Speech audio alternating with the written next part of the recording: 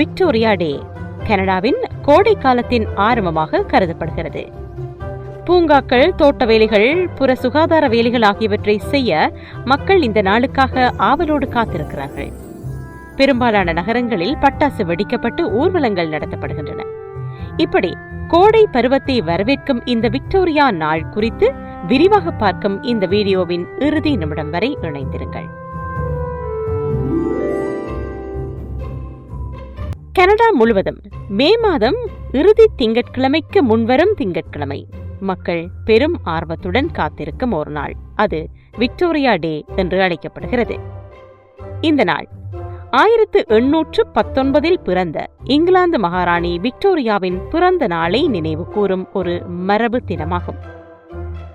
1837 முதல் 1901 வரை ஆண்ட விக்டோரியாவின் ஆட்சி காலம் கனடாவின் வளர்ச்சியில் முக்கியமான ஒரு கட்டமாக இருந்தது. ஆனால் இது வரலாற்று முக்கியத்துவத்தை தாண்டி இன்று கனடாவின் கோடை காலத்தின் ஆரம்ப உத்தியோகபூர்வ நாளாக மாறியுள்ளது. மக்கள் பூங்காக்கள், தோட்ட வேலைகள், புற சுகாதார வேலைகள், ஊர்வலங்கள் மூலம் இந்த நாளை கொண்டாடுகின்றனர்.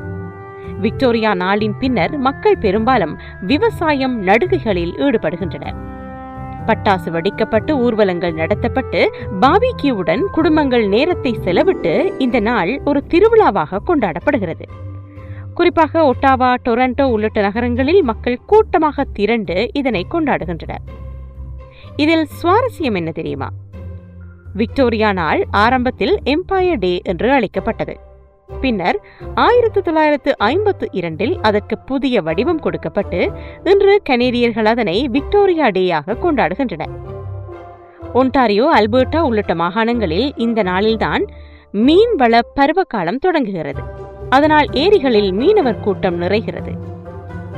மற்றொரு சுவாரஸ்யம் என்னவென்றால், விக்டோரியா நாள் கனடாவில் உள்ள சில இடங்களில் மே 24 வீக்கெண்ட் என்று செல்ல பெயரிலும் அழைக்கப்படுகிறது.